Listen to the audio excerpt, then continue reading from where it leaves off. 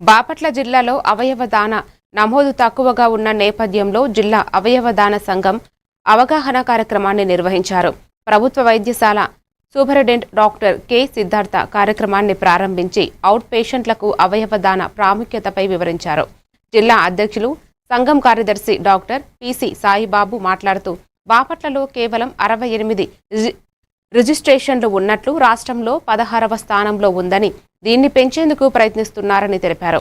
కార్యక్రమంలో సంఘం సభ్యులు, ఉపాధ్యాయులు, జన విజ్ఞాన వేదిక నాయకులు, సిబ్బంది పాల్గొన్నారు.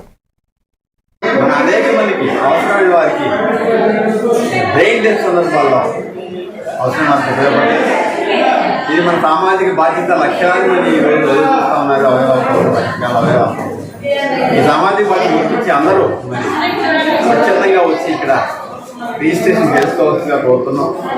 కేవలం ఆధార్ కార్డు చూస్తే 5 నిమిషాల్లో రిజిస్ట్రేషన్ ప్రాసెస్ పూర్తవుతుంది. సాయంత్రం వరకు క్యాంపు జరుగుతుంది. మరి ఆసక్తి కలిగిన వాళ్ళందరూ కూడా ఇందులో పాల్గొనాలని కోరుతాం. పార్లమెంట్